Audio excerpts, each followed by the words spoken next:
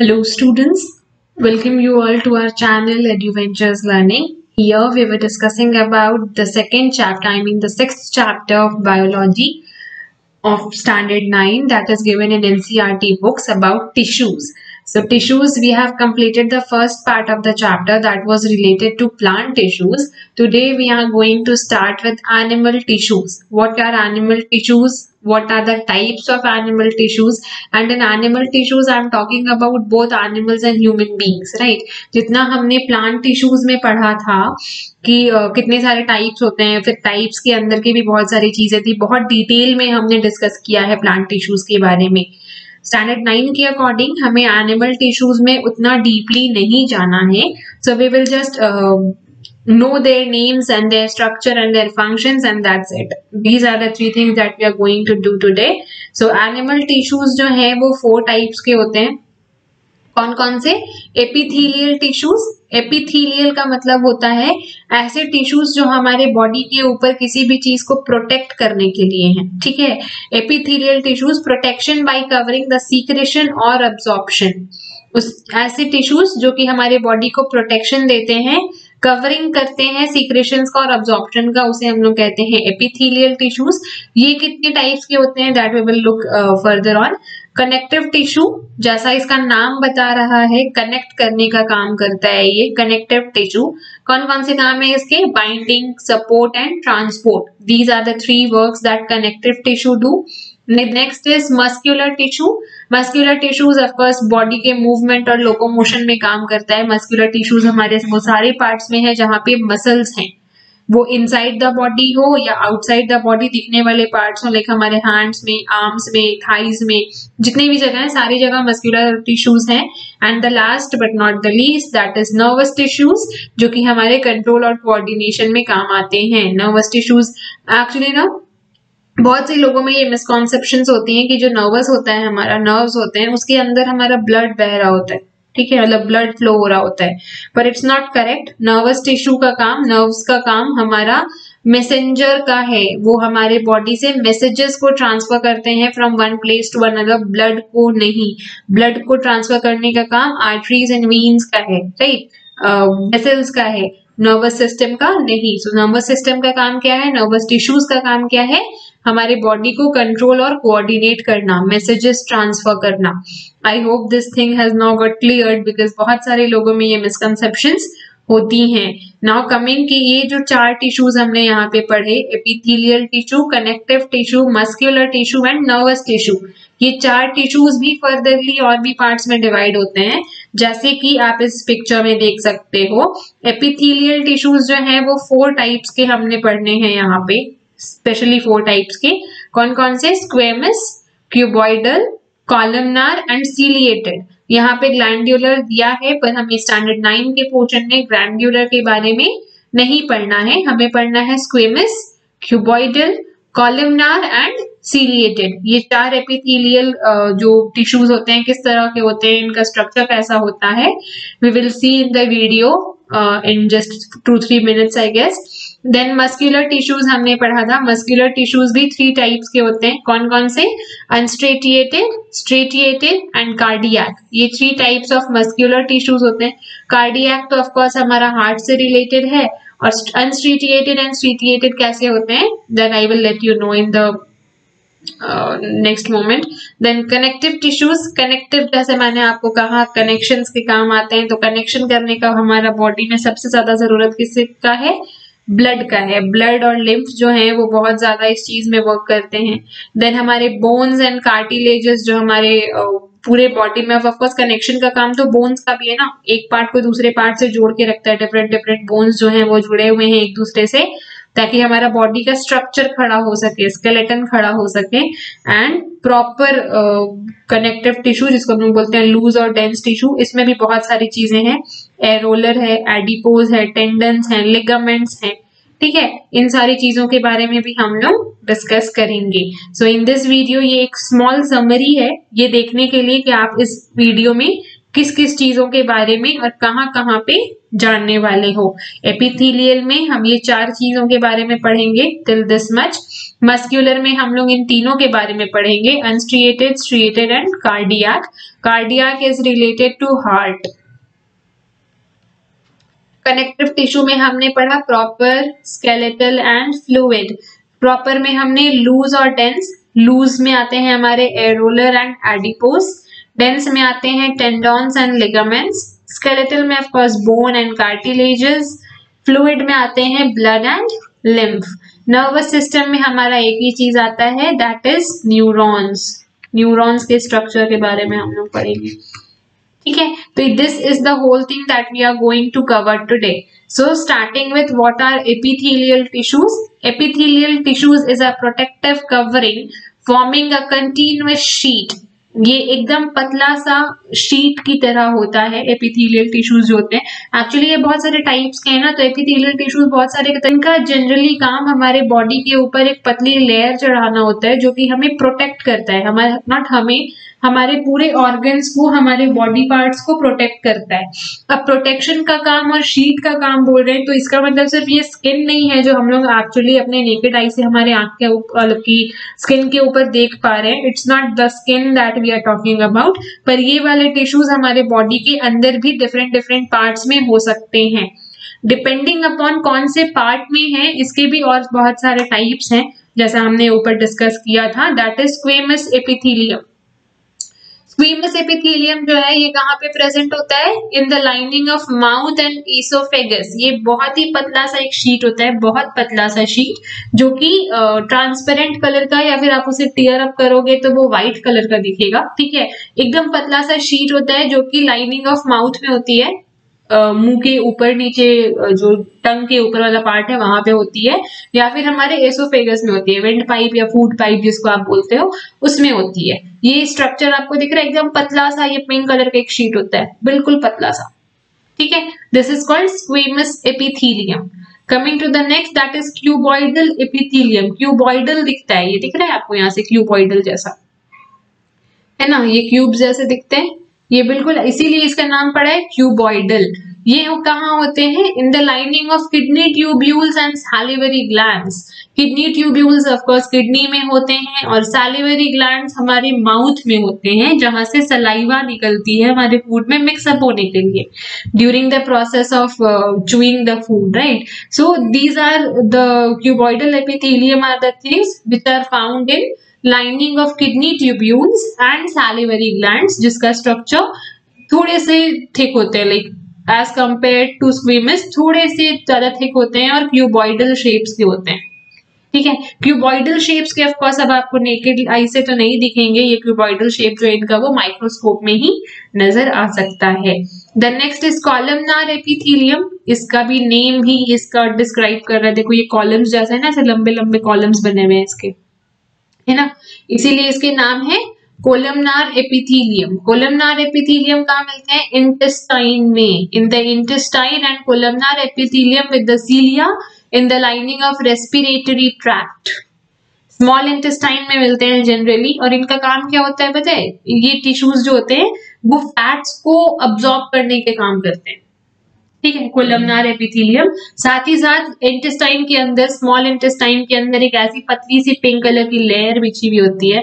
आपने जितने भी डायग्राम्स देखे होंगे स्मॉल इंटेस्टाइन के, मोस्टली स्मॉल इंटेस्टाइन जो है ना वो पिंक कलर का शो करते हैं, ठीक है। उसका जो कलर है वो पिंकिश रेडिश जैसा होता है, और वो जो ट्रैक्ट है, रेस्पिरेटरी ट्रैक्ट है, वहां पे भी कोलमनार एपिथेलियम वाले टिश्यूज ही मिलते हैं।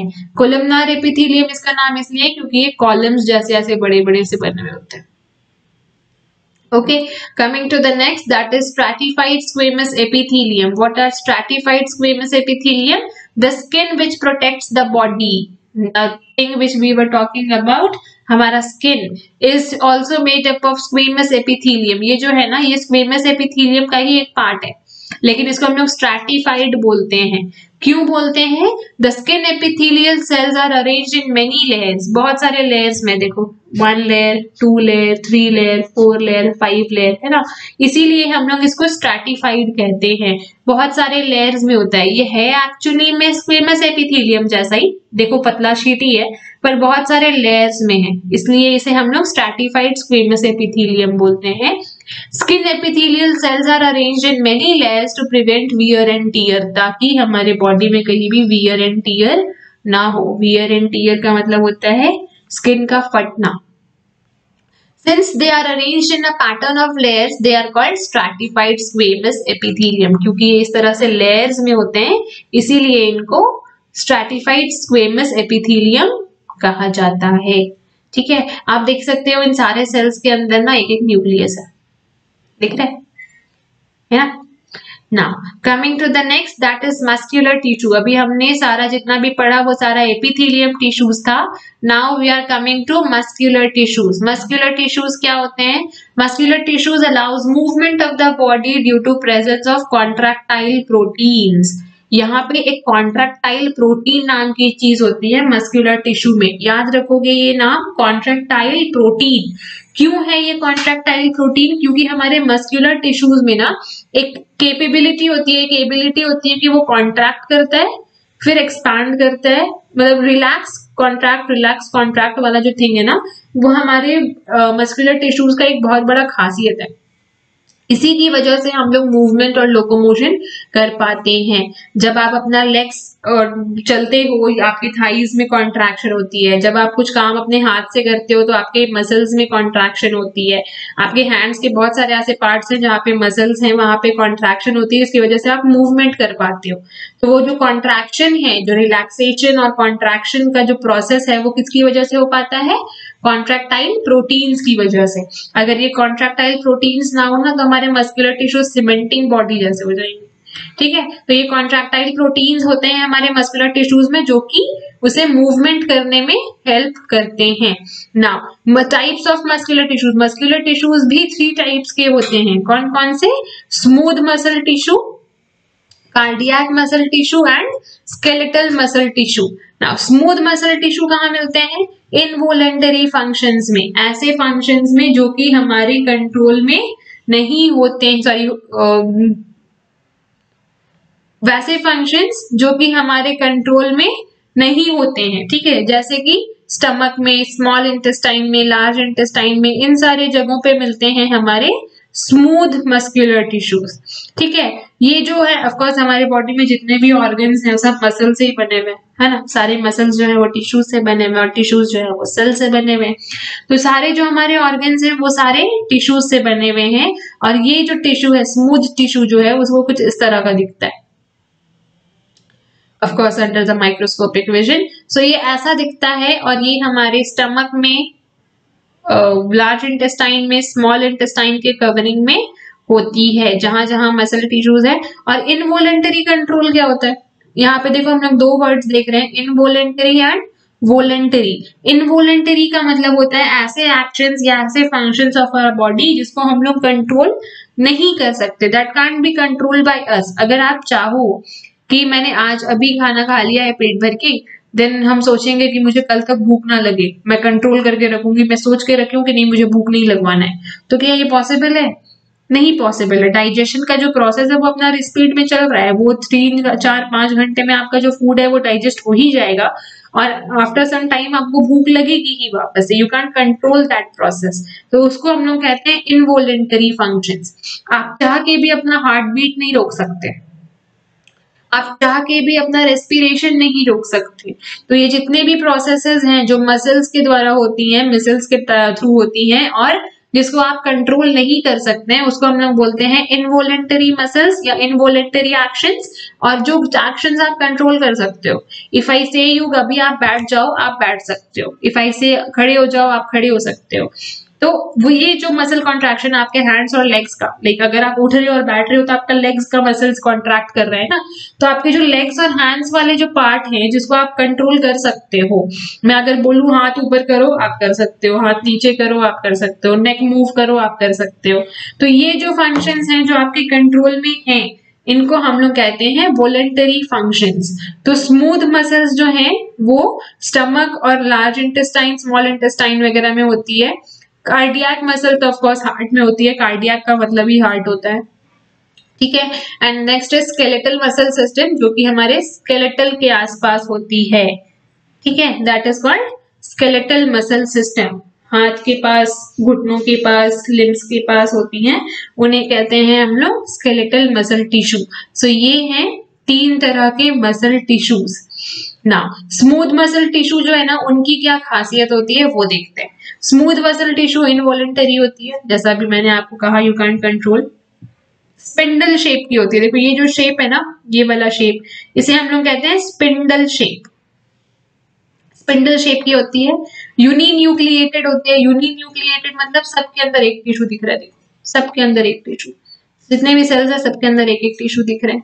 और अनब्रांच्ड, एक दूसरे से कोई कनेक्शन नहीं है इन लोगों का, सब अपने अपने सेपरेटली है, ठीक है। सो ये होते हैं स्मूथ मसल्स, कुछ इस तरह के दिखते हैं स्मूथ मसल, जिसमें सब में एक एक न्यूक्लियस होती है, इनवॉलेंटरी फंक्शंस परफॉर्म करती है, स्पिंडल शेप की होती है और अनब्रांच्ड होती है, एक दूसरे से कोई रिलेशन इनका नहीं होता है। The next is skeletal muscles. Skeletal muscles कैसे होते हैं, देखो इसका ना एक और क्वालिटी है, देखो ऊपर में ये हमें यहाँ पे लाइन लाइंस एंड ऑल कुछ नहीं दिख रहा है, ये बिल्कुल प्लेन है, ऐसे ऐसे नहीं दिख रहा है ना, यहाँ पे देखो ये लाइन्स दिख रहे हैं, ठीक है, इसका मतलब होता है अनस्ट्रैटिफाइड। ना स्केलेटल मसल्स जो है वो वॉलेंटरी फंक्शंस करती हैं, ऑफ कोर्स वैसे फंक्शंस जिसको हम लोग कंट्रोल कर सकते हैं, हैंड्स को उठाना, लेग्स का चलना, बॉडी का स्ट्रेच करना, ये सारी चीजें जो है हमारे कंट्रोल में है। So skeletal muscles voluntary functions perform करती हैं, सिलिंड्रिकल शेप की होती हैं, कुछ इस तरह के शेप की होती है, देखो यहाँ पे दिख भी रहा है सिलिंड्रिकल शेप है ना, यहाँ से ये कुछ ऐसी ऐसी है, सिलेंड्रिकल शेप की है, मल्टी न्यूक्लिएटेड है, किसी में एक है किसी में 2 है, देखो ये वाला जो सेल है इसमें 2 न्यूक्लियस दिख रहा है, नीचे वाले में भी 2 न्यूक्लियस दिख रहा है ना। तो ये जो होती है मल्टी न्यूक्लिएटेड होती है और अनब्रांच्ड होती है, एक दूसरे से कोई कनेक्शन इनका नहीं होता है, सिंगल सिंगल होती है, ऐसे ऐसे करके होती है, ट्यूब्यूलर होती है, मल्टी न्यूक्लिएटेड होती है, एक तो में बहुत सारे न्यूक्लियस भी हो सकते हैं, और अनब्रांच्ड होती है, एक दूसरे से कोई कनेक्शन इनका नहीं होता है, that is skeletal muscles. The last is muscle में cardiac muscle. Cardiac muscle of course heart से रिलेटेड है, इनवॉलेंटरी है क्योंकि हार्ट के फंक्शंस को आप कंट्रोल नहीं कर सकते। आप अपने हार्ट को बोलोगे कि भैया हम थक गए हैं, 10 घंटे के लिए आप पंप होना बंद कर दो, तो दैट कांट हैपन। अगर वो पंप करना बंद कर दिया तो आप भी फिर ऑफ हो जाओगे, राइट। सो कार्डियक मसल्स जो है उसको आप कंट्रोल नहीं कर सकते, इनवॉलेंटरी होती है, सिलेंड्रिकल शेप की ही होती है ये भी, as you can see in the picture, uninucleated होती है, सबके अंदर एक एक न्यूक्लियस होता है, और ब्रांच होती है, एक दूसरे से जुड़ी हुई होती है। देखो ये तो डायग्राम है, ठीक है, नॉर्मली आप अगर डायग्राम बनाओगे तो ऐसा बनाओगे, देखो ब्रांच एक दूसरे से जुड़ी हुई है, यहाँ पे है ना, जुड़ी हुई है, जुड़ी हुई है, ब्रांच्ड है। लेकिन अगर आप माइक्रोस्कोप में देखोगे तो ये कुछ इस तरह से दिखेगी, ठीक है। तो अगर आपको डायग्राम बनाने आता है स्कूल में कार्डियक मसल का तो आप ऐसा बनाओगे, अगर नहीं आता है तो आप जनरली ये अज्यूम करोगे कि कार्डियक मसल जो है माइक्रोस्कोप के अंदर कुछ इस तरह की दिखती है।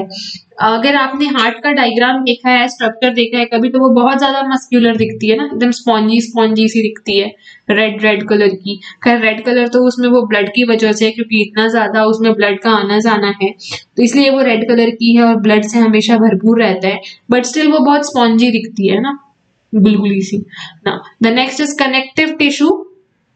कनेक्टिव टिश्यूज क्या होते हैं, जैसा इसका नाम बता रहा है, कनेक्ट करके रखने का काम है, ब्लड का काम जो है हमारे बॉडी में वही है, ठीक है।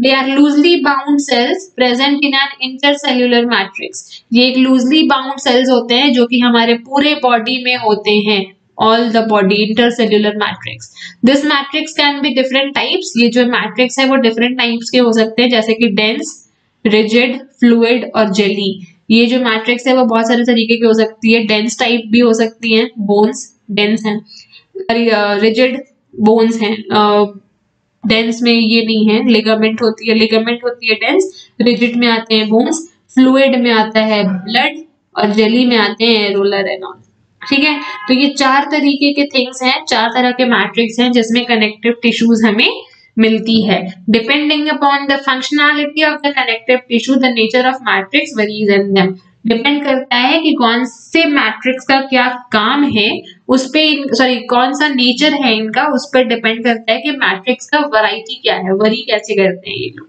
नाउ एज यू नो कौन कौन से कनेक्टिव टिश्यूज हैं, types of connective tissues, blood, bone, tendon, ligament, cartilage, adipose and areolar. ठीक है, blood everybody knows the red liquid, bone everybody knows, like everybody in the sense the people of your age always knows, the standard 9 students knows what are bones, right?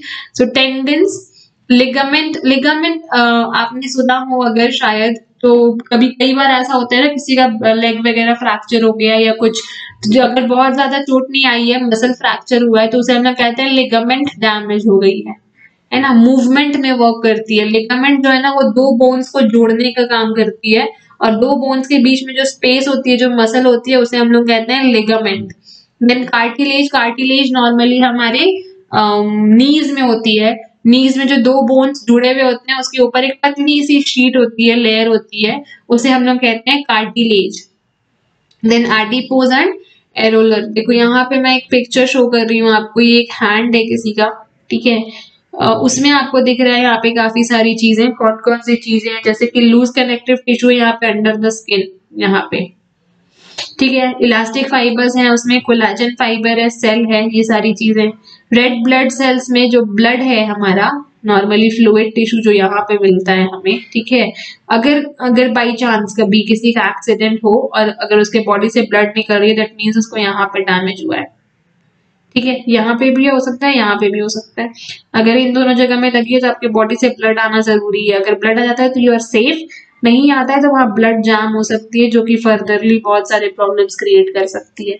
So blood एक fluid tissue है जिसमें red blood cells होते हैं, white blood cells होते हैं और plasma होती है। ये चीजें तो हमने ऑलरेडी बहुत सारे टाइम पढ़ी हुई।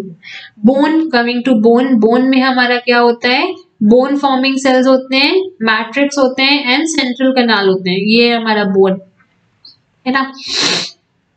द नेक्स्ट इज कार्टिलेज, ये जो मैंने अभी आपको कहा दो बोन्स को जोड़ के रखने का काम, एक पतला सा लेयर होता है जो बोन्स के बीच में रहता है ताकि बोन्स में फ्रिक्शन ना हो, है ना, वरना हम लोग चलेंगे तो कच कच कच कर या कड़ कड़ कड़ आवाज करेगा, वो आवाज ना हो इसके लिए यहाँ पे कार्टिलेज होती है at the end of a bone, उसमें भी मैट्रिक्स होती है और कार्टिलेज फॉर्मिंग सेल्स होती है।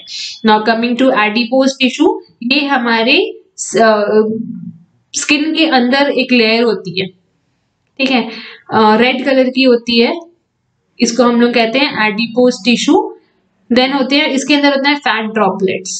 हम लोग जब वॉक करते हैं हमारे बॉडी से स्वेट आता है या रनिंग करते हैं तो हमारे बॉडी से स्वेट बाहर आती है, तो वो स्वेट जो बाहर आती है ना वो फैट के रूप में आती है, वही ये फैट ड्रॉपलेट्स है, वो यहाँ पे जमा हो जाती है एडिपोज टिश्यू में आके।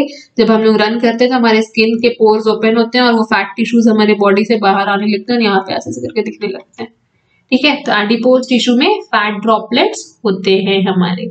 आई hope this thing is clear to you now.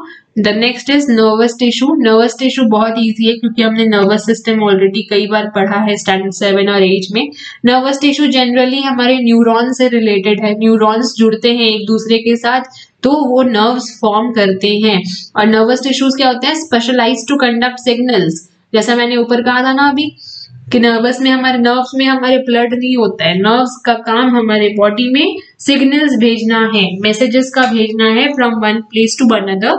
हाँ, एक चीज बहुत इंपॉर्टेंट है कि ये इलेक्ट्रिक इम्पल्स में काम करती है। इलेक्ट्रिक इम्पल्स मतलब बिजली की रफ्तार में, आप सोचते भी नहीं हो, आप सोच भी नहीं सकते उतना स्पीड में जितना स्पीड में आपका बॉडी एक्शन कर चुका होता है। तो ये जो इम्पल्सेस है हमारे ब्रेन का हमारे बाकी के बॉडी ऑर्गन से, वो कौन करता है, नर्वस टिश्यू करता है।